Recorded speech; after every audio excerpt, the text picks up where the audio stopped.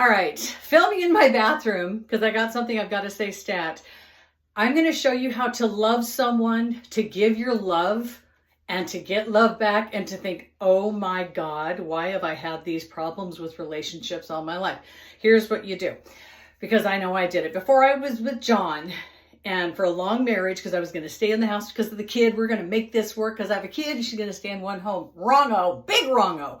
But John, he grew up with a man who didn't want kids, pretty much. It was all about him. And his mom did the best she could. She was the world's best martyr. But she taught him to, no, you do you. You don't worry about me. I'll do me. You do you. And so two things that happened with him that blew my brain, because in the human world, you're supposed to love and care about your family. It's all about family. His mom was going to have surgery for her first time ever in her life. Everybody in his family had cancer. This was her turn, and it was breast cancer. So she was about to have surgery, and she was scared. She hasn't had this, and Bruce was not exactly comforting. And so I'm looking at him, I'm like, you need to get your ass to Pullman and go be with your mother. What?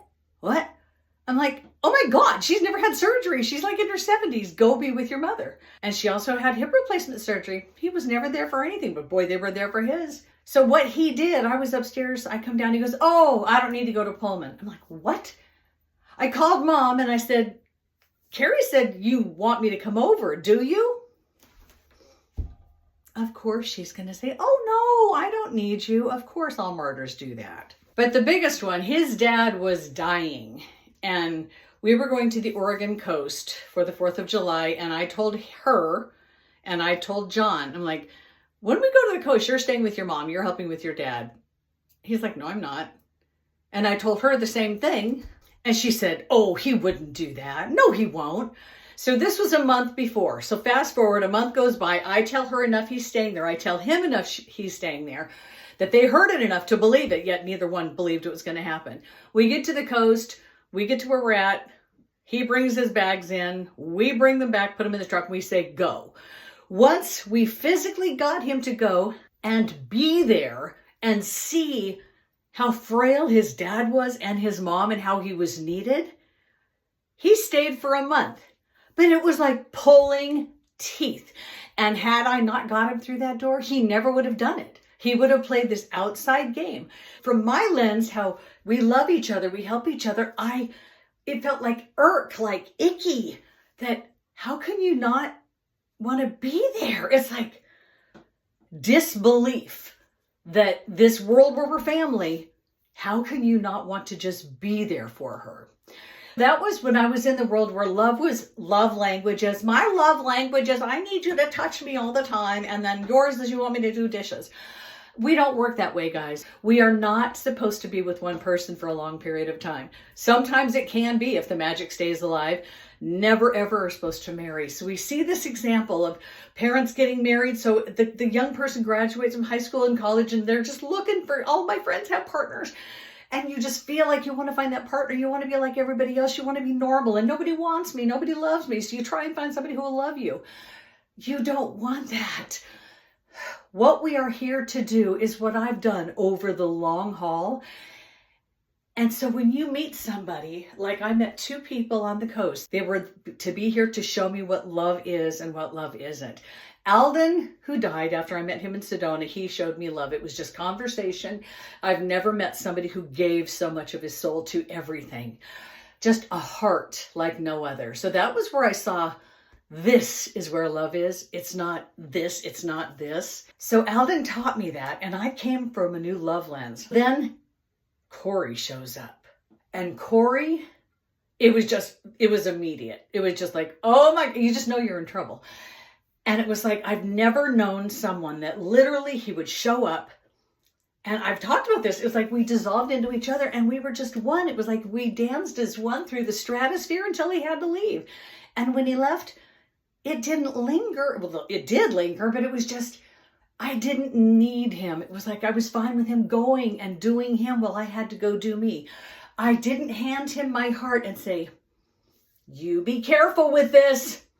I'm counting on you to think about me. And because I learned about that next. So with Corey and I, it was magical. This is what love is supposed to be. But the timing was wrong. He had to send a butt text and off he went. But we have lingered for 4 years. Then comes my twin flame. And this was an experience I had to have. This man, we met and I kept it on Messenger or text. I'm like, I don't want to meet you since that's how it started, until I got to know him thoroughly for over a month on Messenger. And during this time, he knew what I was and who I was. I didn't know who he was. He had nothing current on social media. But I was like, I got to love the soul. How kind he was. He wanted to read bedtime stories. It was just kind of cute, kind of childish, but I was like smitten like a kitten for a moment. So then we finally meet. He is nothing like I imagined. He did not exactly tell me how he looked, but I looked beyond that. I don't see the physical. I saw the soul. And I told this man right out of the gate, the only thing that can come between you and I, because I'm in, you're perfect, will do. The only thing is if you start having thoughts in your head, because I don't, I'm right here, right now only. Every version of me prior to that moment was long gone. Yeah, we've all been assholes a good part of our life, but I grew into this space of love, kindness, caring. And if you want to remodel my kitchen, go for it. I really didn't care. I loved the connection.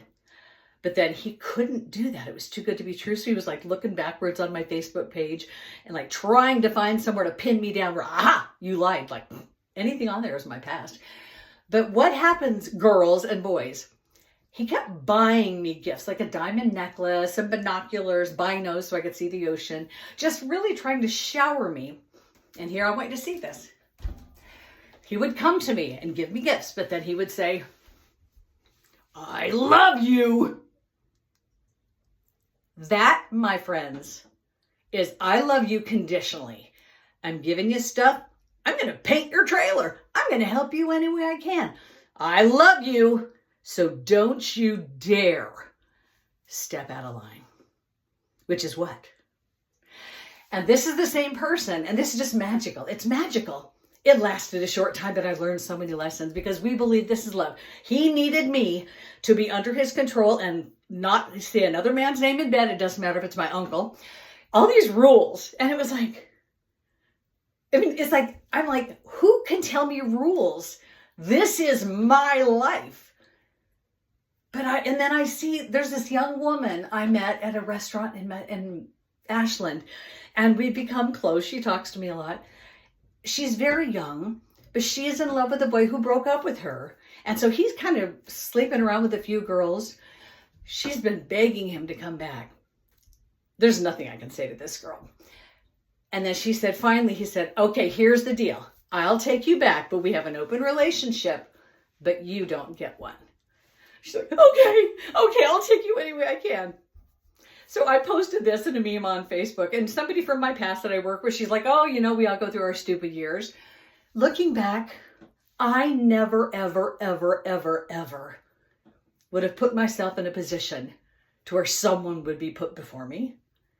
I deserve better than that. Even with my horrible childhood, even being treated like trash, pond scum, and feeling it mostly, I deserved to be loved for me.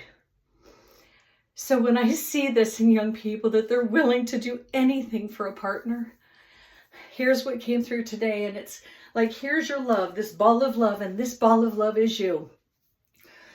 If you step into who you are, if you just say, I'm going to have a lot of people coming at me for me, but I'm not feeling good about myself yet, so I'm going to keep going, and I'm going to find people that are like me, and I'm going to keep going.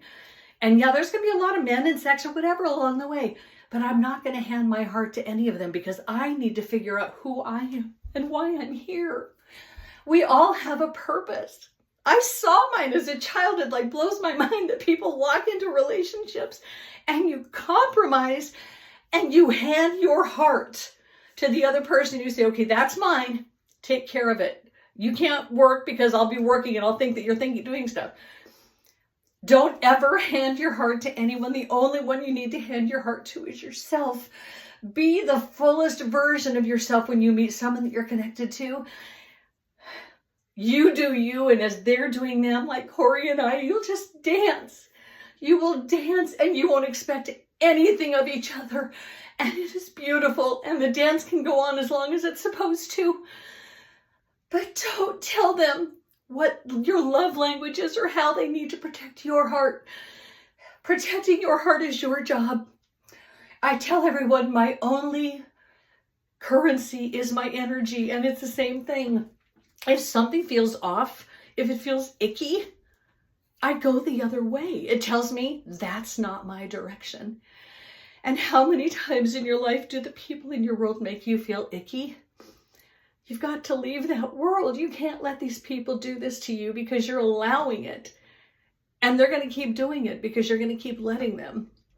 You have a fire burning inside. You are not looking for a partner. You are looking for a path that feels good and people who are in your village that you're going to connect with. You're going to bump into people when you're out and being fluid and you keep moving. Don't stay in your zip code. Find new zip codes. You're going to have run-ins with people who plan to show up to be there for you when you're ready for your next step. And there's going to be a lot of love in your life. And when it's just a little off, you're a little icky, it's like it's different, or they said something that feels off, or they don't love their mom like you thought they should. When it's icky, say, you know what? This has been fun, but I'm out of here, and go. Don't try and fix it and make them see things through a different lens, because they never will. They never will. They never can. Love is being your best self, knowing that you've walked through doors and you've seen your power and you've seen how people are drawn to you because you keep rising and rising and elevating. You don't want to be a little person who's lost and just looking for a boyfriend, because then you're meek and you're little, like the girl at the restaurant. He's willing to let her be his girlfriend while he sleeps around. How small do you want to be? How small are you? I have the day I deserve every day because I'm the star of my movie. Nobody else is the star of my movie but me. So just watch who you put into it, and your heart, your love needs to be for you first. And then find somebody who has love for themselves first. And do the dance, and don't sell your soul to each other, because you're not beholden to each other at all. You came to dance. So dance. And then find another dance partner. It's okay.